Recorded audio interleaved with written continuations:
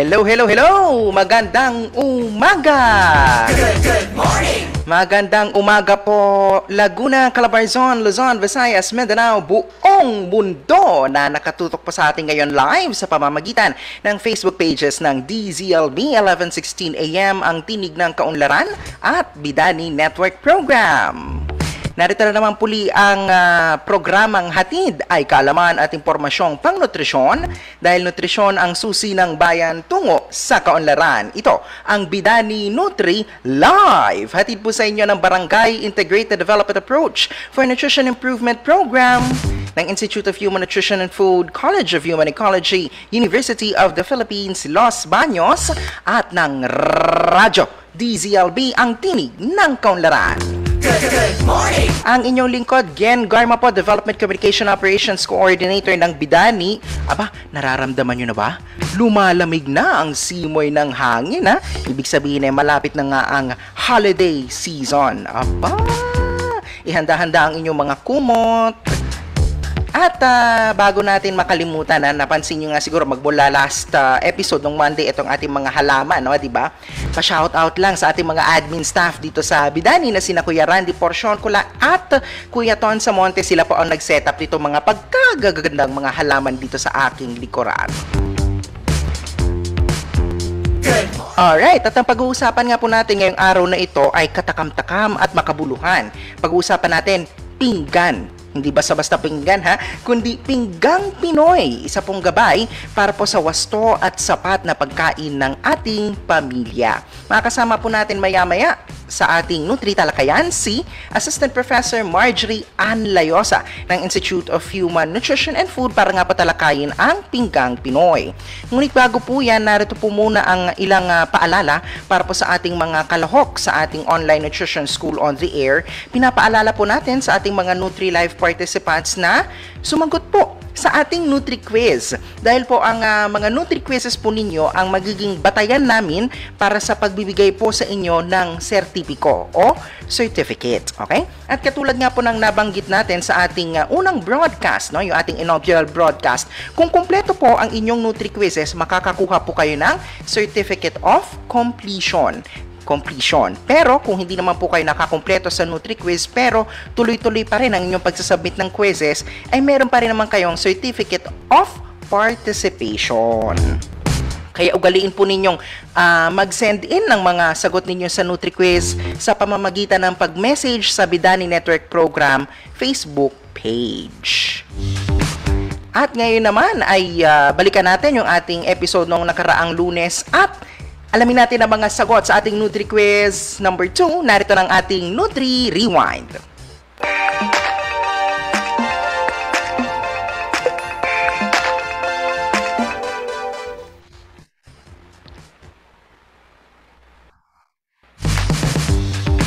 At napag-usapan nga po natin nung Lunes, no, ang micronutrient deficiencies. Meron pong tatlong uri, no, ng micronutrient deficiencies na common dito sa ating bansa. Yan ang vitamin A deficiency, iron deficiency anemia, at iodine deficiency disorder. Ayan, napag-usapan din po natin yung mga paraan para matugunan ang mga micronutrient deficiencies na ito, no? At syempre, pinaka-importante yung mga sintomas. Halimbawa ay matang manok at panlalabo ng paningin para sa vitamin A deficiency. Nandiyan din yung pagiging matamlay at mababang resistensya para naman sa iron deficiency anemia. Samantala, mababang mental development at bosyo o goiter, no, para naman sa iodine deficiency disorder. Napag-usapan din po natin ang mga paraan para matugunan natin ang micronutrient deficiencies. Nariyan ang vitamin A supplementation o micronutrient supplementation na maaari niyong makuha sa inyong mga health center. Nandiyan din yung pagkonsumo ng mga pagkain na may sangkap Pinoy Seal. So hahanapin niyo na po yan pag kayo na malengke, ha, yung mga sangkap Pinoy Seal na iyan.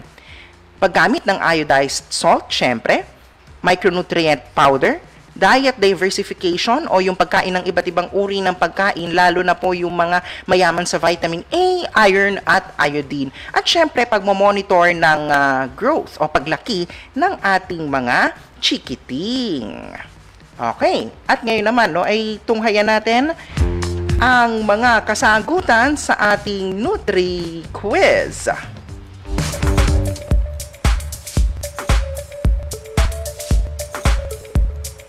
Okay, narito na po. Question number 1. Alin sa mga sumusunod ang mga karaniwang micronutrient deficiencies? Ang tamang sagot ay letter B, vitamin A, iron at iodine.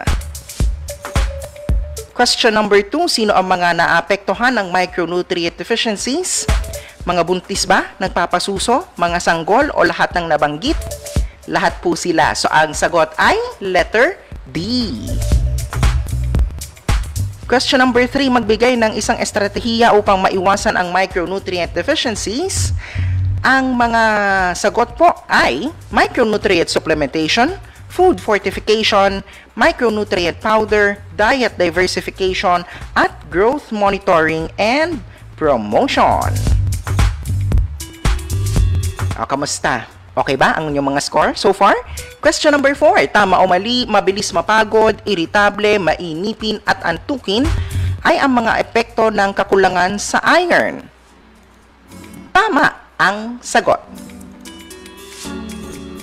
At question number 5. Ang matang manok ay tumutukoy sa pagkakaroon ng maliit na mata. Ang sagot po ay mali. Okay. At ngayon, alamin na natin kung sino ang ating mga top scorers para sa Nutri Quiz number 2. Nariyan sina Maura Monsalud, Jane Laron, Virginia Alcantara, Ivy Glady Garcia, Prima Lucto, Cristia Ley Reyes, Laura Maria Teresa Clarin. May ang dami, nakadalawang slide tayo ngayon. Maginda Dumio, Maria Pilar Arcasitas, Medi Gaba, Leia Gayrosa, June Ramirez, Evelyn Fernandez, at Janeth Rubina. Sila po ang ating mga top scorers para sa ligong ito o para sa ating Nutri Quiz number 2. Rather, kaya naman, congratulations sa inyo!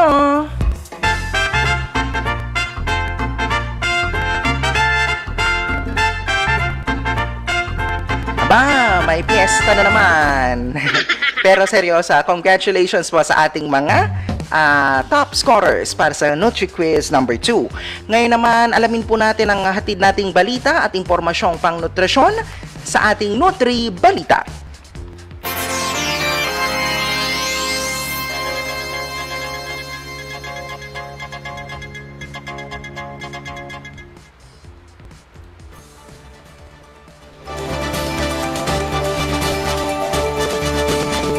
At para nga po sa ating Nutri Balita, ngayong pong araw na ito ay nagsagawa ang National Nutrition Council o NNC noong Nobyembre 20 ng virtual storytelling bilang bahagi ng selebrasyon ng pambansang buwan ng mga bata o National Children's Month.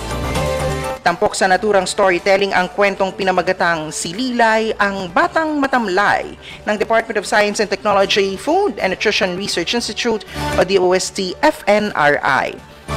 Tuwing buwan po ng Nobyembre ay ipinagdiriwang ang pambansang buwan ng mga bata o National Children's Month. Ayon sa Republic Act 10661, ang National Children's Month ay pag-alala ng Pilipinas sa adoption ng United Nations Convention on the Rights of the Child o UNCRC.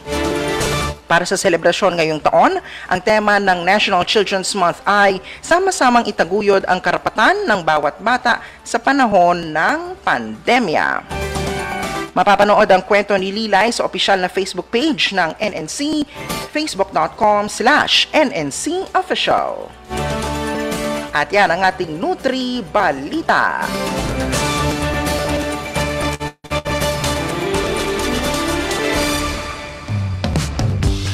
Here is the time, here is the time, here is the time. Okay, iwasto po ninyo ang inyong mga orasan. 10 minuto makalipas ang alas 9 ng umaga. Pagbati muna sa ating mga mga taga-subaybay. Biglang na blanco. Ayan, ang ating mga taga-subaybay po ngayong umaga katulad din na Geraldine Echeverria. Kumusta? Andito na po ako para makinig at mapanood ang Nutri Live Module 4. Si Sir Leo Togado, Municipal Nutrition Action Officer ng Magdalena, Laguna. Good morning.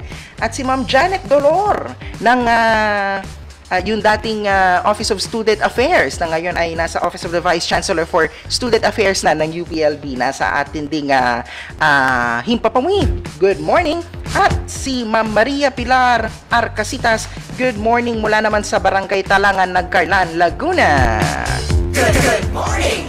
Ayan. So, kung gusto po ninyong magpabati o kung meron po kayong tanong tungkol sa ating usapan ngayon tungkol sa Pinggang Pinoy, What's on your mind? We'd really like to abay, mag-comment lang kayo dito sa ating Facebook Live. At tulad nga po na nabanggit natin kanina, pag-uusapan nga po natin ang Pinggang Pinoy na isang gabay para sa sapat at wastong pagkain ng ating pamilya. Makakasama natin maya-maya lamang si Assistant Professor Marjorie Ann Layosa sa ating pagbabalik. Ito pa rin ang Bidani NutriLife. Dito lamang sa Radyo DZLB, ang tinig ng kaunlaran.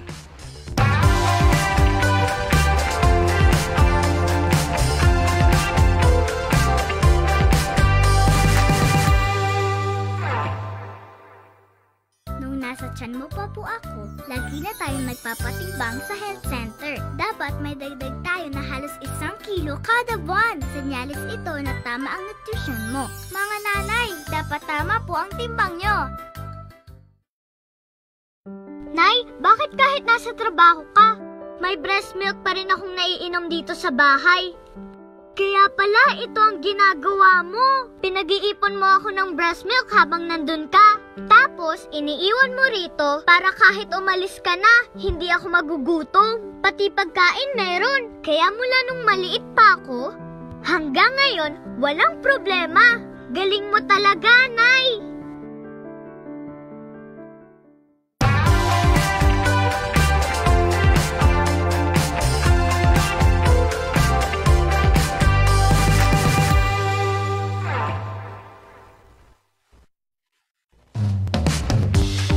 Nagbabalik na nga po tayo sa Bidani NutriLive. Nasabayan nyo pa rin napapakinggan at napapanood sa facebook.com/RadyoDZLB at facebook.com/bidani.np. Gentle reminder lamang po sa ating mga kabidani at mga ka-NutriLive. Abay, para makita po namin na kayo'y sumusubaybay sa ating programa, ilike po ninyo ang Facebook page ng DZLB 1116 AM, ang tinig ng kaunlaran. At tulad nga po ng ating nabanggit kanina, ay pag-uusapan nga po natin ngayong araw na ito ang isang gabay na maaari nating gamitin para sa sapat at wastong pagkain ng ating pamilya. At ito na nga po ay ang Pinggang Pinoy. At upang talakayin ang Pinggang Pinoy, makakasama po natin sa ating linya ng komunikasyon ang isa pa sa mga kasamahan namin sa Institute of Human Nutrition and Food, UP Las Bañas College of Human Ecology, Assistant Professor Marjorie Ann Layosa. Marge, good morning! Good morning! So, good morning again. Good morning rin sa mga taga-subaybay, sa mga kabidani at ka-NutriLive natin ngayong araw na ito. Ayan, good morning po. At kung handa na po si Ma'am Marge at kung handa na rin ang ating mga kabidani, ay simulan na natin ang ating Nutri Talakayan.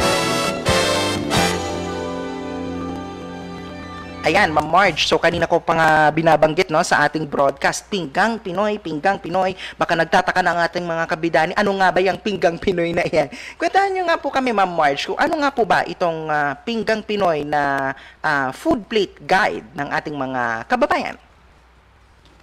Yan. So, ang Pinggang Pinoy ay isang modelo ng food plate na binuo ng Food and Nutrition Research Institute or FNRI upang magsilbing gabay sa tamang sukat ng mga pangkat ng pagkain bawat meal. So kung ikaw ay walang nararamdaman o walang sakit kagaya ng diabetes, kidney, or cardiovascular disease, ay masasagot ng Pinggang Pinoy ang parati nating katanungan siguro, kung gaano kadami ang ating dapat kainin araw-araw. So, sa bawat meal, nire-recommenda ng Pinggang Pinoy na sundin ang tamang sukat ng pangkat ng pagkain kagaya ng nasa larawan. Sinasabi na sa pagsunod ng Pinggang Pinoy ay mapupunan o matutugunan ang mga pangangailangan nating enerhiya at sustansya na kailangan ng ating katawan. Ayan. So, talagang ano siya, Ma'am Marge, very visual na guide na maaari nating sundin para nga po malaman natin kung gaano karami, ilan yung mga proportion ng ating mga kakainin in our every meal sa bawat pagkain natin. Ayun, kapansin-pansin nga, Ma'am Marge, no, na may mga pagkakahati-hati yung pinggang Pinoy. So, ano-ano po yung mga pangkat na naansyaan sa ating pinggang Pinoy? Ayan. So may tatlong pangkat ng pagkain na pinapakita ang ating pinggang Pinoy. Una, nandyan ang Go Foods, Grow Foods, at Glow Foods. So isa-isahin natin itong mga pangkat ng pagkain na ito. Unang tingin pa lang sa pinggang Pinoy ay mapapansin na natin na kalahati ng pinggan ay binubuo ng Glow Foods. Ang Glow Foods, ayan yung mga pagkain na mayaman sa bitamina, mineral na tagapagbuo ng katawan at pananggalang sa sakit. Halimbawa ng Glow Foods ay ang mga prutas katulad ng saging, pakwan, mangga, atis o kaya naman ay rambutan. Samantalang ang halimbawa naman ng gulay, syempre yung talong, kangkong, kalabasa, carrots o kaya pechay at marami pang iba. So ibig sabihin, kalahati ng pinggan natin every meal ay dapat napupunan ng Glow Foods. Kung titingnan natin ang pinggang Pinoy, nire-representa ang Glow Foods gamit ang saging at malunggay. Ngunit, hindi ibig sabihin ay saging at malunggay lang ang ating dapat kainin. So muli, representasyon ito ng lahat ng foods na pwede natin kainin. Kasi Ma'am Marge, baka maya-maya sabihin ng mga ka-Nutri-Life, ang sabi po sa Nutri-Life, malunggay tsaka saging lang ang dapat kainin. Ayan. So, Mali po representation lang yan. Pero basta mga nakikita naman po ngayon, ninyo ngayon sa screen, no, yung mga pagkaing mayaman sa bitamina at mineral. Ayan. Sige ma'am, ano pa po yung iba pa mga bahagi ng pinggang Pinoy? Ayan. So, ang ika-anim o 1/6 ng ating pinggan ay dapat binubuno ng Grow Foods. Ang Grow Foods, ito yung mga pagkain na mayaman sa protina na tumutulong sa paglaki ng katawan.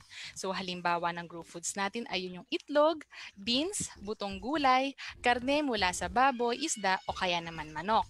So, ibig sabihin, bawat meal, dapat ang pinggan natin o 1/6 ng ating pinggan ay binubuo ng Grow Food. So kadalasan, ito yung ulam natin. Ang natitirang bahagi naman ng pinggan o 1/3 ng pinggan ay binubuo dapat ng Go Foods. Ano yung mga Go Foods? Or ano ba ang Go Foods? Ang Go Foods ay mga pagkain na nagbibigay ng lakas, enerhiya at sigla. Halimbawa niyan, syempre, paborito siguro ng lahat ng Pilipino ay ang kanin. Tinapay. Hindi yan mawawala sa plato natin. Tama. Okay, so laging may kanin tayo sa plato. So halimbawa ng iba pang Go Foods ay tinapay, pandesal, pasta, noodles, lamang ugat kagaya ng kamote o kaya naman ay mais. Ayan. So ibig sabihin, bawat meal dapat 1/3 ng ating pinggan ay binubunan ng Go Foods. At syempre, nilalarawan din ng pinggang Pinoy ang kahalagahan ng pag-inom natin ng tubig kada meal. Mahalaga ang tubig kasi kailangan ng hydration ng katawan. Ayan. So nakita na po natin. Yes, ma'am. Go ahead pa. Yan. So kung makikita din natin, may pinggang Pinoy kada grupo ng edad. So mainam to kasi ibig sabihin may gabay na sa wasto or tamang pagkain ang bawat miyembro ng ating pamilya. May pinggang Pinoy for kids, 3 to 12 years old. So yung kulay ng placemat niya ay kulay kahel or orange. Ito ay nagsisimbolo ng vitality, energy, and youth. Meron din tayong pinggang Pinoy for teens, 13 to 18 years old. Ang kulay naman ng placemat niya ay kulay asul.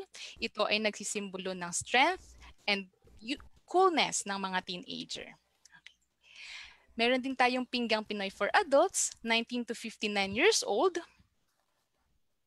Pinggang Pinoy for older person, 60 years old and above. So yung kulay ng placemat niya ay pula. Nagsisimbolo ito ng power, courage, at yung kulay pula din ay nag-stimulate ng appetite. At panghuli, pinggang Pinoy para sa mga buntis at nagpapasusong nanay. So yung kulay naman ng placemat niya ay berde. Ito ay nagsisimbolo ng fertility and new life. Ayan. So makikita natin na may Sa pinggang Pinoy ng iba't ibang grupo ng edad ay nananatili pa rin ang proportion ng mga pangkat ng pagkain. Kalahati ng plato ay glow foods, 1/6 ng plato ay grow foods at 1/3 naman ay go foods. Subalit, tandaan natin na sa bawat grupo ng edad ay nag-iiba na ang rekomendasyon sa dami ng pagkain dahil halimbawa, yung mga kids habang lumalaki sila, tumataas din ang pangangailangan nila ng enerhiya at sustansya. Kaya mas dadami yung kailangan nating ibigay na pagkain para sa kanila. Ayan, so tulad nga po ng napapansin ninyo, no, mula sa pagkabata hanggang sa matatanda at maging yung mga nagpapasuso na ina at mga nagbubuntis, no, iba-iba yan ng pinggang Pinoy. At maya-maya po tatalakayin natin kasama si Ma'am Marge yung mga pagkakaiba ng mga pinggang Pinoy na yan depende sa age group. Pero syempre, Ma'am Marge, no, regardless naman kung anong edad, malamang sa malamang ay mayroong mga importanteng points, no, na kailangan nating tandaan sa pagsunod sa pinggang Pinoy. So ano-ano po itong mga dapat na isaalang-alang na ito regardless kung ano ang ating edad? Ayan. So ang mensahe para sa lahat ng edad at kasarian, una, mahalaga na kumain ng mas kaunti na maalat, prito at matatamis na pagkain upang maiwasan ang mga chronic diseases. So yung chronic diseases ay halimbawa niyan yung mga sakit nga na nabanggit ko kanina katulad ng diabetes, sakit sa kidney o kaya naman ay sakit sa puso. Pangalawa, huwag laktawan ang agahan. Napakahalaga po ng ating agahan. Okay? Pangatlo, pumili ng masustansyang pagkain. Pang-apat, panatilihin na may sapat na pahinga at tulog. Pang-lima, huwag manigarilyo at uminom ng alak, so iwas na tayo sa mga bisyo kung meron man. Pang-anim, intindihin ang mga nutrition information sa label ng mga produkto para maging matalino sa pagpili ng pagkain at higit sa lahat ay manatiling physically active. So, hindi lang mahalaga na meron tayong healthy diet. Dapat din ay meron tayong healthy lifestyle. Ayun. So talagang ano yan, Ma'am Marge, magkasunod yan. Healthy food o healthy diet, tsaka lifestyle. Kung baka magkaakibat talaga yan, ano?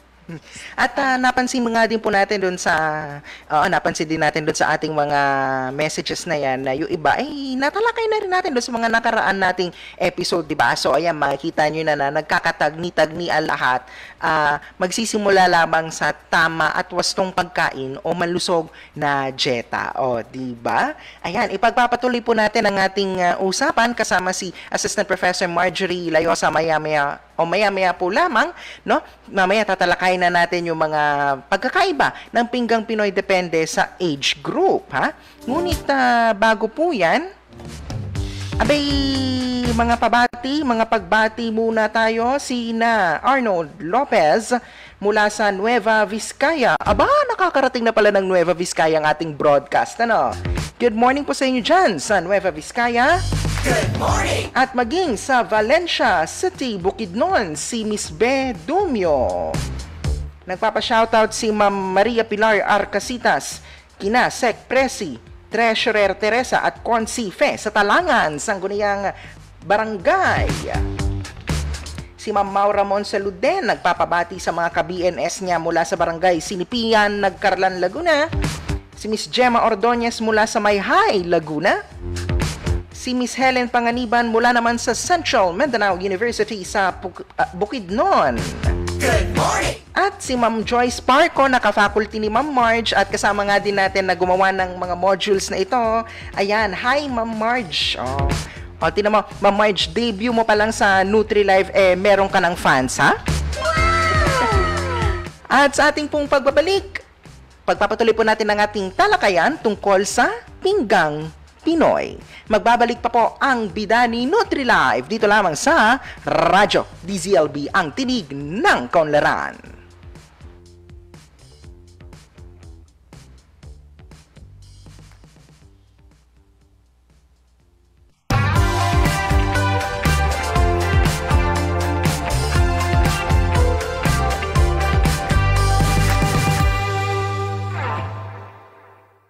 Tay, hindi kita masyadong nakikita sa gabi. Siguro nasa trabaho ka. O baka naman hindi pa inaantok. Pero minsan nung nagutom ako, habang karga-karga ako ni nanay, bigla kitang narinig sa kusina. Yun pala, inihahanda mo ang pagkain ko para sa susunod na araw. Tay, tulog na po ako.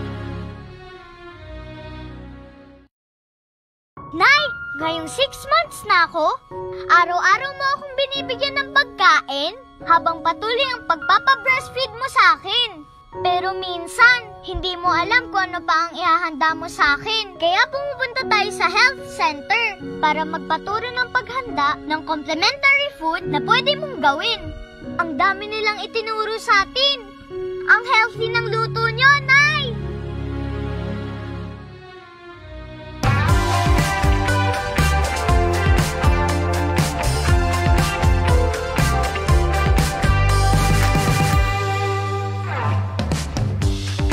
At nagbabalik pa rin po ang Bidani Nutri-Live. Good morning! Dito pa rin sa Radyo DZLB ang tinig ng kaunlaran at sa bayan din po tayo napapakinggan at napapanood sa Facebook page ng Bidani Network Program, facebook.com/bidani.np.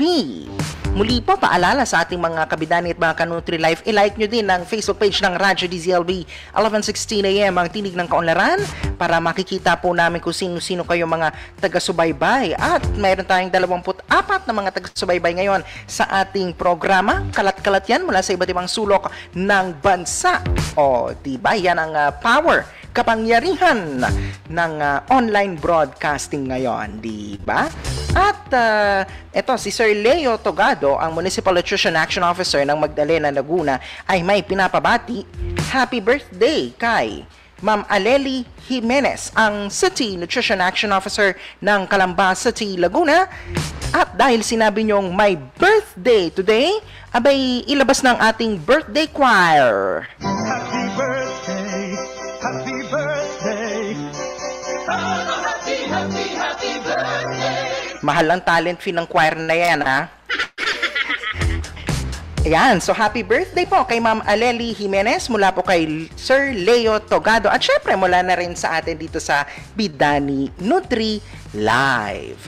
At nagpapatuloy na nga po ang ating usapan tungkol sa Pinggang Pinoy. Kasama pa rin po natin si Assistant Professor Marjorie Ann Layosa ng Institute of Human Nutrition and Food, UP Los Baños, College of Human Ecology. Ma'am Marge, good morning po ulit. Good morning ulit, Ken.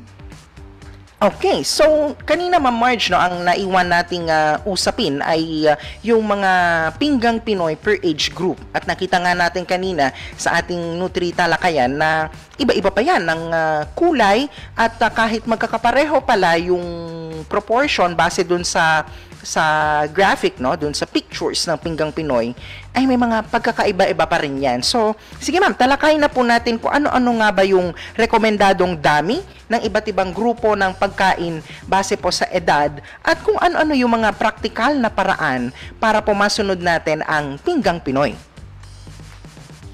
Ayan. So tulad nga ng sinabi mo, Gen, ang sukat at uri ng pagkain na maaring kainin sa bawat meal ay depende sa edad at kasarian. Ang gabay na ito ay makikita sa pangalawang pahina ng Pinggang Pinoy. At isa-isahin natin yan. So magsimula tayo sa kids 3 to 12 years old. So makikita natin na ang rekomendasyon o ang rekomendadong dami para sa mga kids 3 to 12 years old ay nahati pa sa tatlo. Meron tayong recommendation para sa 3 to 5 years old. Meron din sa 6 to 9 years old at 10 to 12 years old. Ito ay sa kadahilanan na ang mga bata nga habang tumatanda or lumalaki ay tumataas din ang pangangailangan nila ng enerhiya at sustansya. Dahil dito, mas dadamihan natin ang pagbigay sa kanila ng mga pagkain. So, yung may mga chikiting dyan sa bahay, maari silang mag-take the notes para alam na nila gaano ba kadami ang dapat ibigay natin sa mga batang ito habang sila ay lumalaki. So, umpisahan natin sa Go Foods. Para sa mga 3 to 5 years old na bata, nire-rekomenda na bawat kain ay bigyan sila ng kalahating tasa ng kanin. Ang 6 to 9 years old naman, bawat kain, nire-rekomendang kumain sila ng 3/4 cup ng kanin at ang 10 to 12 years old naman ay 1 cup na ng kanin. So mapapansin natin, no, tumataas yung dami ng pagkain na nire-recommenda para sa mga bata. Meron din, maaari naman kung hindi kanin ang kanilang kainin ay halimbawa ay pandesal.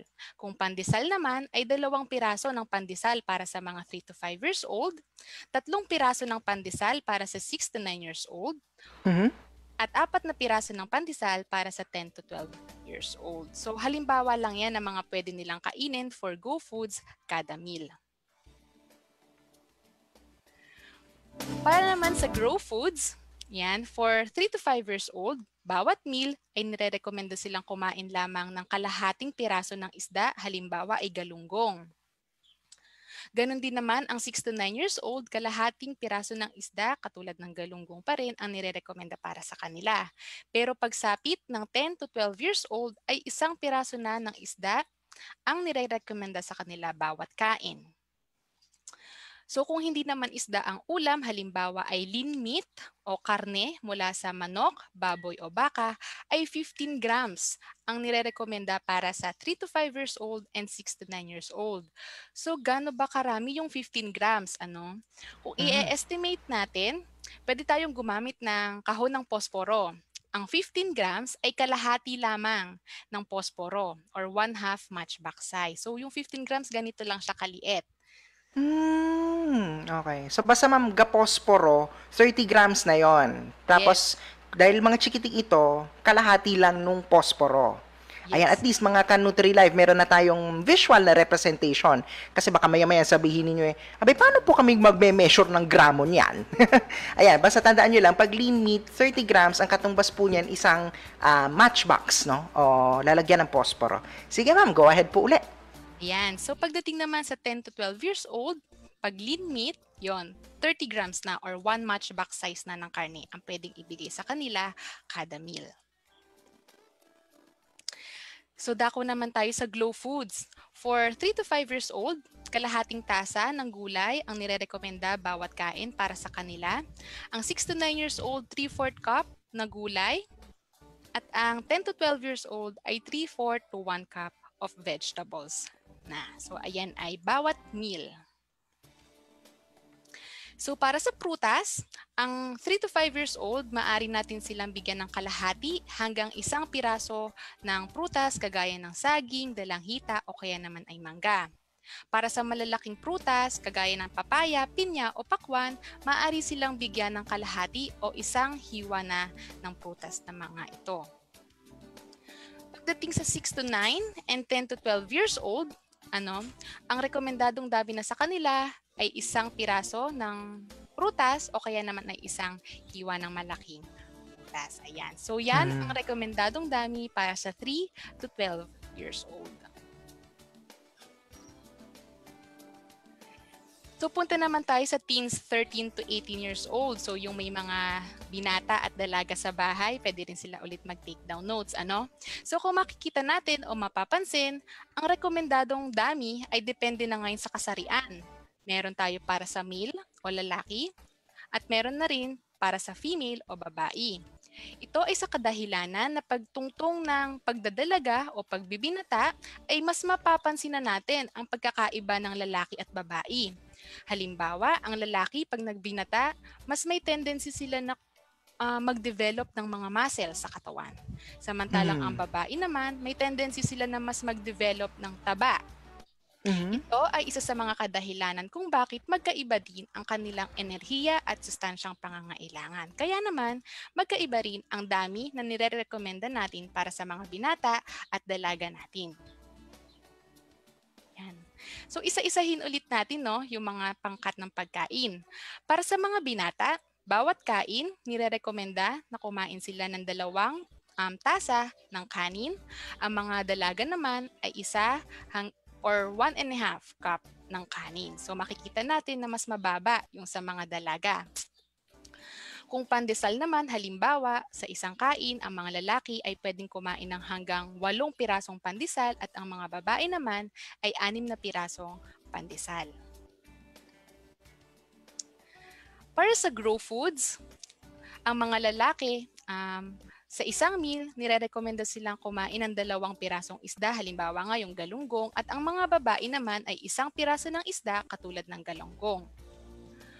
Kung pag-uusapan naman natin ay yung lean meat ulit mula sa manok, baboy o baka, para sa mga binata, 2 matchbox size na yung rekomendado sa kanila. Samantalang ang mga babae ay 1 matchbox size na lean meat lamang. Yan. So yung Glow Foods naman, para sa Glow Foods, yung mga lalaki, 1 hanggang 2 cups ng gulay at ang mga babae naman ay 1.5 cups ng gulay. Pero pagdating sa prutas, pareho na yung rekomendadong dami. Ayan ay 1 piraso o 1 hiwa ng mga prutas. Ayan. So yan yung rekomendado for teens 13 to 18 years old. Na nakadepende din sa kung lalaki o babae kasi may iba silang needs. Yan. Yan. So dako tayo sa adults 19 to 59 years old. So muli nahati ang rekomendasyon para sa ibang kasarian. So punta tayo ulit sa Go Foods. Para sa mga adults natin na lalaki, ang bawat kain nyo ay nire-recommenda na 1.5 cups of rice na lamang. Ang mga babae naman ay 1 cup of rice kada meal. So muli, kung pandesal yan, 6 na pirasong pandesal para sa lalaki at 4 na pirasong pandesal para sa babae. Sa Grow Foods naman, pareho na 2 piraso ng isda para sa lalaki at babae at pagdating naman sa lean meat, yung mga karne-karne ay 2 matchbox size na kada kain.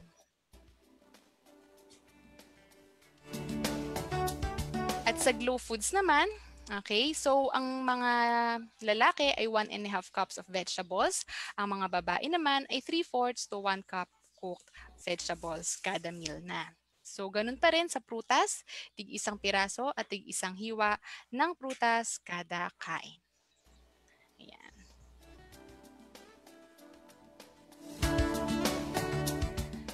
So para naman sa matatanda na may edad na 6 na po pataas, makikita natin na bawat meal, ang mga lolo natin, okay, dapat kumakain na lamang sila ng 1 tasa ng kanin. At ang mga lola naman ay 3/4 cup of rice na lang bawat meal. So makikita natin na pag sa ganitong edad ay mababa na talaga ang kanilang pangangailangang enerhiya. Kaya bumababa na rin ang binibigay nating dami ng pagkain. Ayan. So kung pandesal muli ang pag-uusapan, 4 na piraso para sa lalaki at 3 piraso naman para sa babae o sa ating mga lola. Pero nananatili ang dami ng Grow Foods.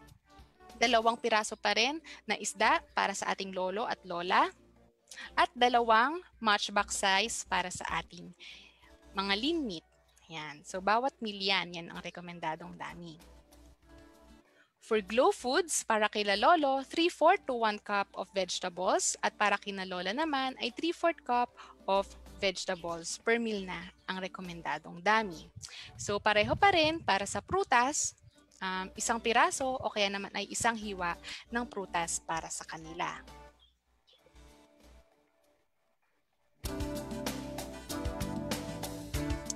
Ayan. So for the pregnant and lactating women, makikita natin, no, syempre yung pagkakaiba ay kung ikaw ba ay buntis o ikaw ay nagpapasuso. Pero dito sa halimbawa na ito ay pareho lamang ang nire-recommendang dami para sa mga pregnant and lactating. Makikita natin, for Go Foods, 1.5 cups of rice at kung pandesal naman ay 4 na pirasong pandesal kada meal kung ikaw ay buntis o nagpapasuso. Pagdating naman sa Grow Foods, 2 piraso ng isda o kaya naman ay 3 matchbox size na lean meat kada kain. Pagdating sa gulay, 1.5 cups of vegetables. At ganun pa rin sa prutas, 1 piraso o kaya naman ay 1 hiwa ng prutas. Ayan. So mamaya makikita natin saan nagkakaiba yung dami ng pagkain ng buntis at nagpapasuso. Ayan, so kitang-kita po natin, no, mga kabidani at mga ka-Nutri-Life na ayan yung mga maaari nating sundin, no, na pinggang Pinoy. Depende po sa ating edad at depende rin sa kasarian kung lalaki o babae dahil nga iba-iba ang ating mga pangangailangan, no, sa enerhiya at sustansya. Depende po sa ating edad at depende sa ating kasarian. Ngayon naman, Ma'am Marge, malamang sa malamang ang tanong ng ating mga kabidani at mga ka-Nutri-Life ngayon, paano nga po ba natin makikita, paano nga ba natin ma-visualize talaga yung pagsunod sa Pinggang Pinoy? Baka meron po kayong mga pwedeng maipakitang mga sample na menu para sa ating mga kabidani para madali nilang masundan ang Pinggang Pinoy. Okay. So, buti na lang Gen, okay, merong binigay na sample one-day meal plan ang Food and Nutrition Research Institute na nagpapakita kung anong itsura ng Pinggang Pinoy gamit ang totoo o actual na pagkain na kadalasan ay kinakain natin sa bahay. So for kids 3 to 12 years old, makikita na yung one-day meal plan para sa breakfast halimbawa ay pritong itlog, sinamahan ng kamote top salad with tomatoes, kanin, at prutas na saging. So kung makikita natin sa menu na ito ay kumpleto ang 3 sangkap or 3 pangkat ng pagkain sa Pinggang Pinoy. May go, grow, and glow. Kung sa dami naman, makikita natin itong sa isang pinggan. For 3 to 5 years old, makikita natin parang kalahati lang yung itlog na binigay at habang lumalaki ay isang itlog na ang binibigay sa kanila. So, ganun din yung kanin, paunti hanggang 1 cup of rice na to 10 to 12 years old. So, mas na-visualize natin ngayon, ano bang itsura ng Pinggang Pinoy? So, for the lunch, yung meal plan naman natin is chicken tinola with green malunggay, with green papaya and malunggay, rice at saka mangga. So, muli, ang 3 pangkat ng pagkain ay nandito. May grow foods para mula sa chicken, may glow foods mula sa mangga, papaya at saka malunggay at syempre yung go foods natin galing sa kanin. So muli makikita natin kung yung proportion ay sinusunod naman bawat grupo ng edad. So for the dinner, pwede tayong magkaroon ng pritong galunggong, pinakbet, kanin at prutas na pakwan. So muli, kumpleto ang ating 3 pangkat ng pagkain at sinusunod ang tamang proportion o dami ng mga pagkain na angkop sa grupo ng bawat edad. Ayan. So maaari rin tayong magkaroon ng merienda sa umaga, AM snack, at merienda sa hapon na PM snack. Siyempre, hindi mawawala ang kahalagahan ng pag-inom ng tubig kada meal. At siyempre, Yes, oo naman. gatas kada araw. Ayan. So, mas na-visualize natin ito po ang itsura ng Pinggang Pinoy for kids 3 to 12 years old. Ayan. So, for teens 13 to 18 years old, parang halos pareho lang yung one-day meal plan. Pero kung titingnan natin yung kabuuan ng pinggan, parang mas napuno na yung pinggan. Mas marami na siyang laman ngayon. Yes, marami na siyang laman kasi nga mas tumataas yung pangangailangan ng ating mga binata at dalaga kaya mas marami na yung pagkain. Pero nananatili ang proporsyon ng mga pangkat ng pagkain. So for breakfast, fried bangus, kamote top salad with tomatoes, rice at banana. So ayan yung itsura ng Pinggang Pinoy para sa ating mga binata at dalaga. So pareho pa rin ang menu for lunch, chicken tinola na may kanin at mangga. Pero makikita natin sa mga lalaki ay 2 cups na ng rice at sa mga babae naman ay 1.5 cups of rice na. Ang chicken leg din ng lalaki ay mas marami, 2 piraso, kumpara sa babae na 1 piraso lamang. Gayon din, sa ulam na isda, 2 sa lalaki, 2 din ang kanilang kanin, 2 cups ng kanin at sa babae naman ay 1 piraso lang ng isda at 1.5 na cup ng kanin. So mahalaga pa rin na magkaroon tayo ng merienda sa umaga at hapon. At syempre, uminom ng tubig kada meal at uminom ng 1 baso ng gatas kada araw.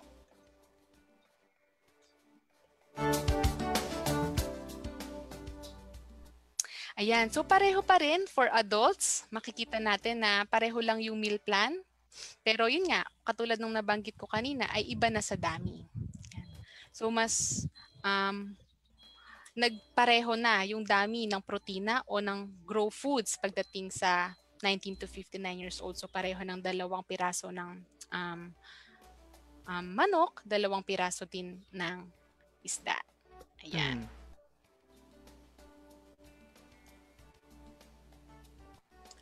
For older persons, nakikita natin na nagsisimula ng umonte yung dami ng pagkain. No? Halimbawa, sa kanin na lamang ay 1 cup of rice para sa mga lalaki. Halimbawa.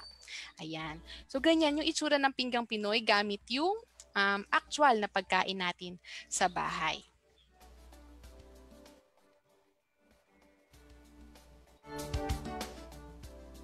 At panghuli, para sa mga buntis at nagpapasusong nanay, ayan. So, katulad ng nabanggit ko kanina ay pareho lang ang plato nila or pinggan nila for breakfast, lunch, dinner. Subalit, ang pagkakaiba ay sa merienda. Kung mapapansin po ninyo, sa pregnant, okay, isa lang yung suman, halimbawa, at pagdating sa lactating ay 2 suman na. Ito ay sa kadahilanan na ang mga nagpapasuso ay mas may mataas na pangangailangan sa enerhiya at sustansya as kumpara sa mga buntis. So, yung pagkakaiba na iyan ay makikita talaga natin sa, maaring makita natin sa kanilang merienda. Ayan. So, muli, huwag kakalimutan uminom ng tubig kada meal at gatas araw-araw. Ayan. Ayan. So, kitang-kita na po natin mga kabidani at mga ka-Nutri-Live, no?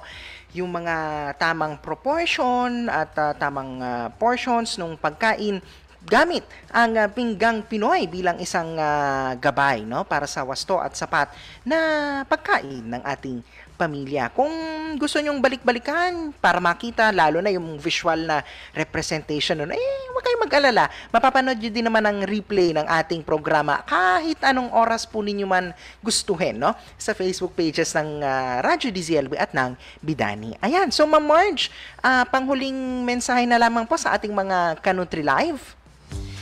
Ayan, so sana po ay minatutunan kayo at naintindihan ang pinggang Pinoy. So, challenge ko na lang po siguro, mamayang lunch siguro, kung may natutunan nga sila sa pinggang Pinoy o ano ba yung wastong pagkain, tingnan natin yung pinggan natin mamayang lunch. Okay?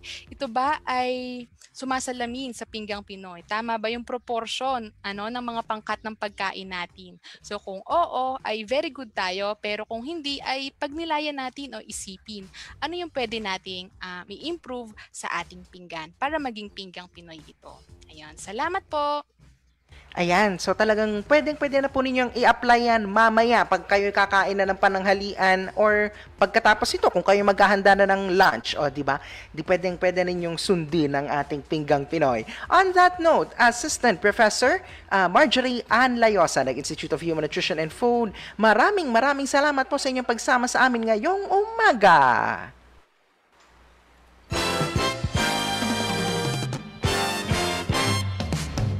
Ayan, at tinalakay nga po natin ngayong umagang ito ang tungkol sa pinggang Pinoy. Di ba, katakam-takam kasi may mga visual na representation ng kung paano natin siya susundin, di ba? Binubuo nga po ng 3 grupo ang ating pinggang Pinoy: Go, Glow at Grow Foods. At syempre kasama din po sa ating pinggang Pinoy ang tubig. Syempre para sa hydration natin.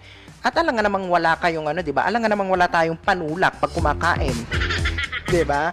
Ayan. At nalaman din po natin na ang pinggang Pinoy ay magkakaiba. Depende po sa edad at sa kasarian. Kung ito ay para sa mga chikiting, mga teenager, mga matatanda o adults, mga nagbubuntis at nagpapasusong ina, at mga senior citizens o ang ating mga elderly.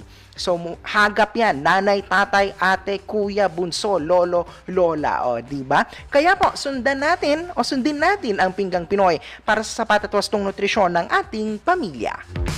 At bago po tayo magpunta sa ating Nutri Quiz, para po sa araw na ito, pakakantahin na naman natin ang ating happy birthday choir dahil birthday pala ng isa sa ating mga kasamahan sa Institute of Human Nutrition and Food na si Sir Apti Arvin Paul Tuwanyo. Kaya ang pagbati namin ay Happy birthday, happy birthday. Happy birthday. yan, so kailan ang pahanda? Dapat ang handa ay sumusunod sa Pinggang Pinoy. Ha? Happy birthday po. At iba pa mga pagbati natin mula sa ating comment section. Si Ma'am Helen Panganiban mula po sa Central Mindanao University. Pa-shoutout po sa lahat ng mga Bidani peeps all over the country, especially to UPLB Bidani. Mula sa CMU Bidani, Rames, Inday, Helen, Chona, and Jean. Nako, kailan kaya ako makakarating dyan sa CMU, ha? Good morning po sa inyo dyan sa CMU. Si Ma'am Geraldine Echevarria, good morning po sa mga ka-BNS ng Pakil, Laguna, pati po sa kanilang MNOW na si Ma'am Teresita Kahulugan Payumo. Si Ma'am Janet Rubina mula sa Mahayhay. Ayan, sina Ma'am Joyce Parco at Tita Chare Maneha. Ayan, mga nagte-thank you kay Ma'am Marge. At muli ang ating Auntie Nena de la Cruz, nanonood din sa atin ngayong umagang ito. Okay, magtungo na po tayo sa ating portion kung saan malalaman na natin kung ano ang inyong mga natutunan sa ating episode ngayong araw na ito. Narito na ang ating Nutri-Quiz.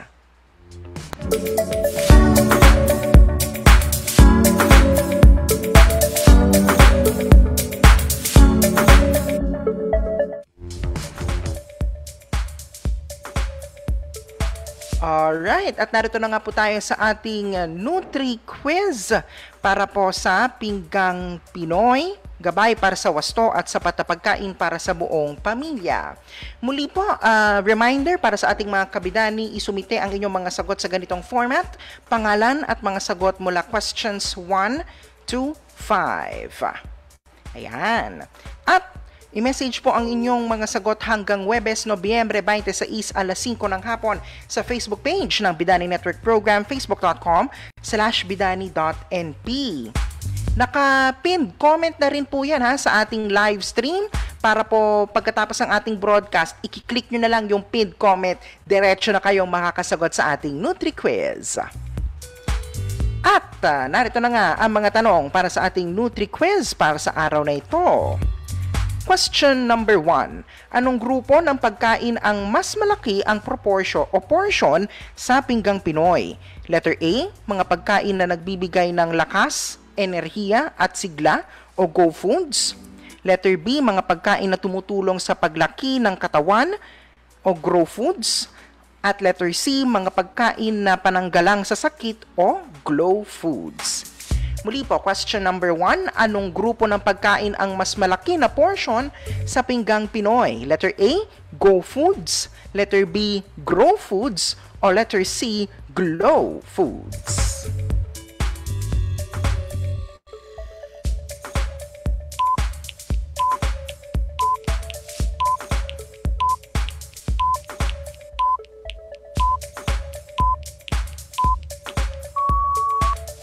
Muli po, ang ating paalala, i-message po ninyo sa Facebook page ng Bidani Network Program ang inyong mga sagot, ha?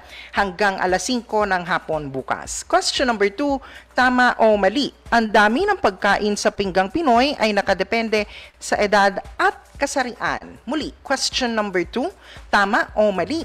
Ang dami ng pagkain sa Pinggang Pinoy ay nakadepende sa edad at kasarian.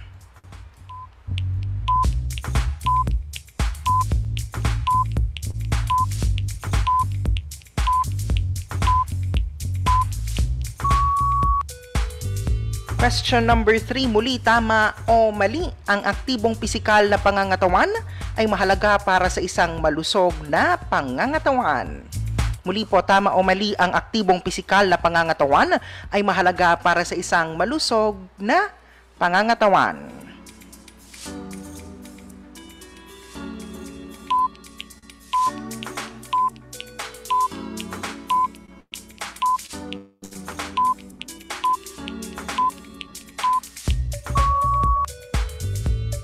Question number 4, multiple choice question. Ano ang bumubuo sa Pinggang Pinoy? Letter A, Go, Grow at Grow Foods. Letter B, Water o tubig at Go, Grow and Glow Foods. O letter C, Go, Grow at Glow Foods at ehersisyo. Dami nun. Muli, question number 4. Ano ang bumubuo sa Pinggang Pinoy? Letter A, Go, Grow at Glow Foods. B, tubig at go, grow at Glow Foods, o letter C, go, grow at Glow Foods at ehersisyo.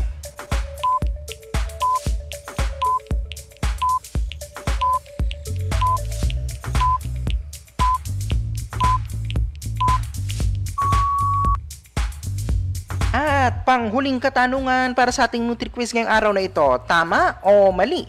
Ang pinggang Pinoy ay nahahati sa 4 na grupo. Muli, tama o mali? Ang pinggang Pinoy ay nahahati sa 4 na grupo.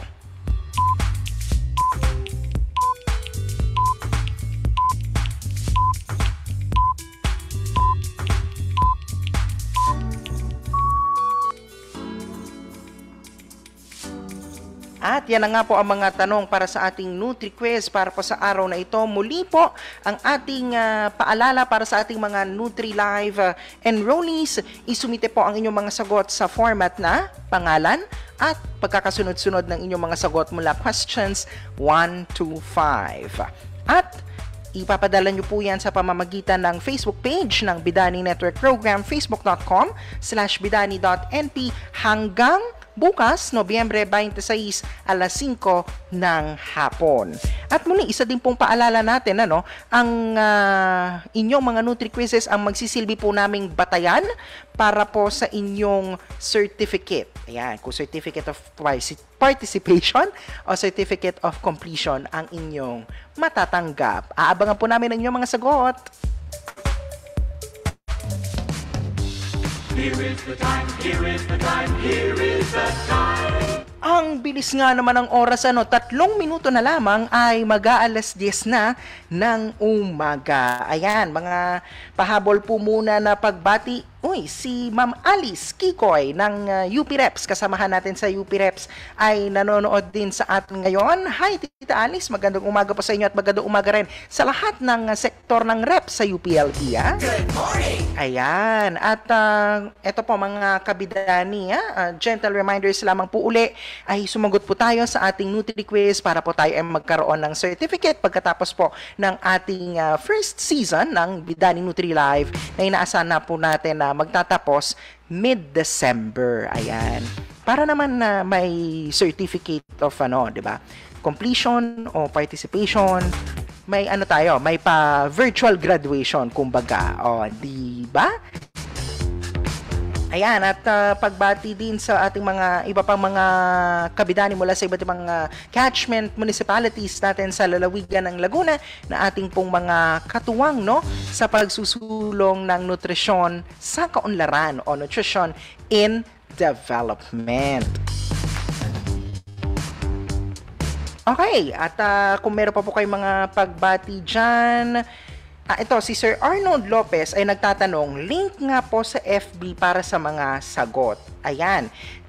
Sir Arnold Lopez, at sa iba pa po nating mga kabidani at mga ka-NutriLive, muli po naka-pinned comment na po ngayon sa ating live stream kung saan po kayo sasagot. At ipopost din namin yan sa Facebook page na Bidani Network Program yung mga tanong ulit if in case na miss out nyo ang ating broadcast. And again, kung kayo po ay naka-miss out ng mga episodes po natin, huwag po kayo mag-alala. Ang ating po mga episodes ay available on demand pagkatapos po ng ating live broadcast sa Facebook pages po ng Radyo DZLB at Bidani Network Program. At dito na nga po nagtatapos ang Bidani NutriLive para po sa araw na ito. Para tuloy-tuloy ang ating pag-connect sa isa't isa ay i-like ang Bidani Network Program sa facebook.com/bidani.np at sundan ang @bidani_np sa Twitter at Instagram. At bisitahin din po ang aming website bidani.uplb.edu.ph. Sundan din po ninyo ang Radyo DZLB sa facebook.com/Radyo DZLB at Radyo DZLB 1116 sa Twitter at Radyo DZLB naman sa Instagram.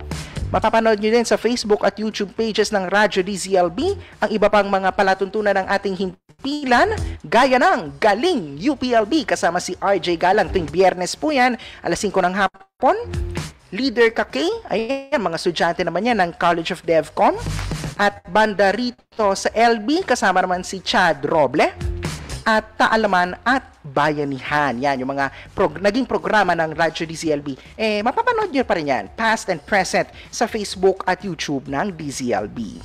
Sa ngalan ng lahat ng bumubuo ng Bidani NutriLive mula sa UP Las Bañas Bidani Network Program at Radyo DZLB, ang inyong lingkod, Gen Garma po. Lagi nating tatandaan, nutrisyon, ang susi ng bayan tungo sa kaunlaran. At ang lagi naming iniiwang pagbati sa inyo tuwing umaga ay... Goodbye, sweetheart, goodbye. See you on Monday, mga kabidani!